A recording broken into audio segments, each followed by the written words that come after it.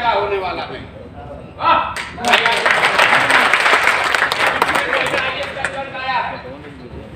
अभी 2 दिन पहले IAS का रिजल्ट आया ना भाई, गए वो उसका पिछड़ा समाज के लोग कम्पीट करके आए हैं।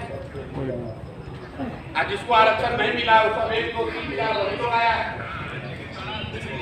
जब प्रयास नहीं कीजिएगा, आपको वो साधन सुविधा नहीं मिलेगी, आप उसके लिए जागरूक नहीं होइएगा तो कोई लाके आपको मुंह में थोड़ा ना खिला देगा।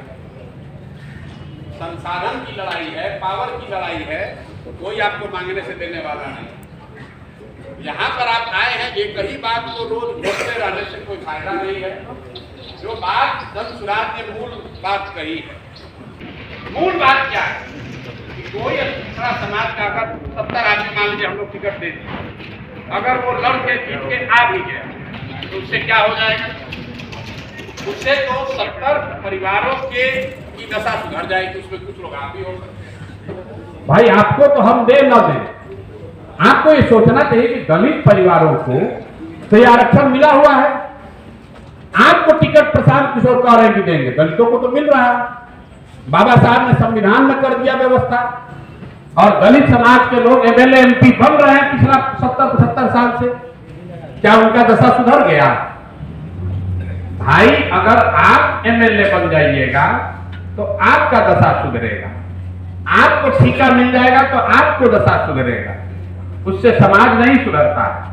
समाज तब सुधरेगा जब आपके बच्चों के पढ़ने की व्यवस्था हो। समाज तब सुधरेगा जब भूमि में आपका अधिकार हो। जब 1 धुर जमीनें नहीं है, 60% बिहार में आदमी जो है वो भूमिहीन है। सभी जातियों में 60%, एवरेज 60% लोग के पास 1 इंच जमीन नहीं। दलितों में अब 86% आदमी के पास 1 धुर जमीन नहीं। तो जब जमीन आपके पास है ये नहीं है तो आप जब खेती किसानी भी करते हैं तो आप किसान हैं कहां? आप तो मजदूर है, जो जमीन रेंट पर लिया है वो मजदूरी करते हैं। तो भूमि के लिए तो आप लोग बात कर नहीं रहे, पढ़ाई के लिए आप बात कर नहीं रहे। भाई साहब ने कहा ठेकेदारी में होना चाहिए, तो ठेकेदारी करने के लिए मान लीजिए ठेकेदारी में आरक्षण कर दिया जाए तो ठेका में पैसा जमा कराना होगा, पहले 2-5 लाख रुपया कहां से लाइएगा 5 लाख? क्योंकि आपके पास जमीन है नहीं कि आप गिरवी रख के उस पर लोन लीजिए और आपके पास पैसा पूंजी है नहीं। इसलिए जो धन सुराज ने कहा, जड़ की बात, व्यक्ति की बात नहीं हो रही है, किसी एक जाति विशेष की बात नहीं हो रही है। समाज में जो गरीब है, जब तक उसके लिए पढ़ने की व्यवस्था नहीं होगी, जब तक भूमि सुधार नहीं होगा, जब तक उसको पैसा पूंजी नहीं होगा, तब तक उसका दशा नहीं सुधरने वाला है। आप गांव में चल के देखिए, इसी बिहार में जहां इतना भ्रष्टाचार है, इतना कष्ट है, वहीं पर सामान्य परिवार वर्ग के जो लोग हैं उसका मोहल्ला इसी गांव में थोड़ा बढ़िया दिख रहा है। अति पिछड़ा समाज का जो मोहल्ला है, टोला है, थोड़ा उससे ज्यादा कमजोर दिख रहा है। दलित समाज के, मुसहर समाज के हमारे जो साथी हैं, भाई हैं, उनका जाकर मोहल्ला देख लीजिए, उसका इसी बिहार में उसका दुर्दशा कितना है।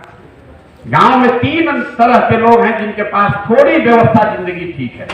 जिसके भी घर का बच्चा पढ़ लिख कर नौकरी कर रहा है, चाहे वो टीचर हो, हवलदार हो, सेना में जवान हो, कोई आदमी पूछता भैया इनका कैसे घर बना है पक्का का?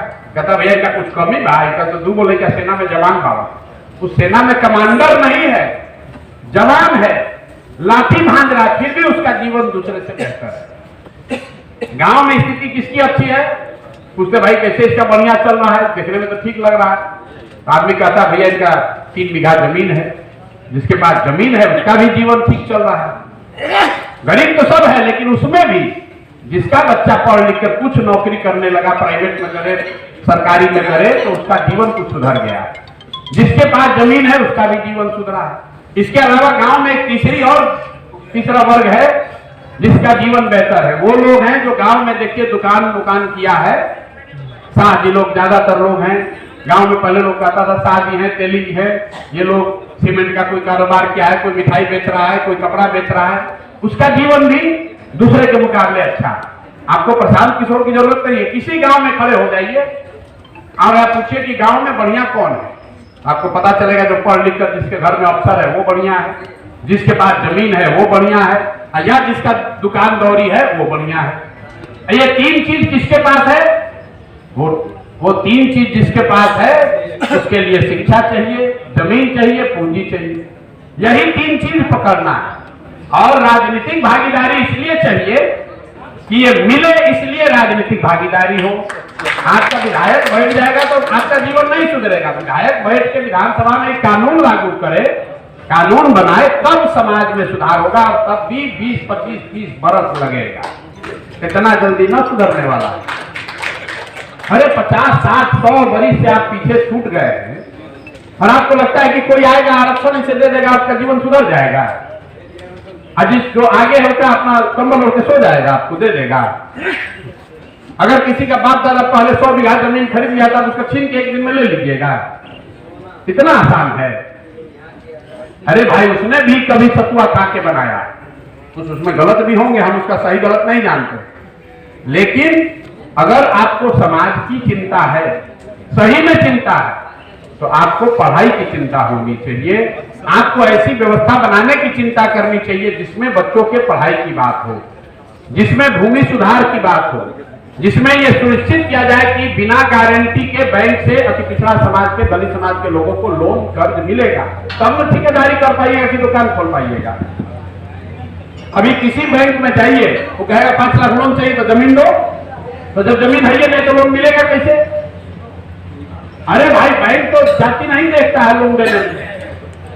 आप ये कभी सोचे कि भाई बैंक तो जाति के आधार पर लोन नहीं देता है, आपको लोन कम क्यों मिलता है? सिंपल बात है कि आपके पास देने के लिए, रेहन रखने के लिए कुछ है ही नहीं है, तो आपको मिलेगा कैसे? रेहन रखने के लिए कुछ होगा तब न कर्जा लेकर कुछ काम कीजिएगा।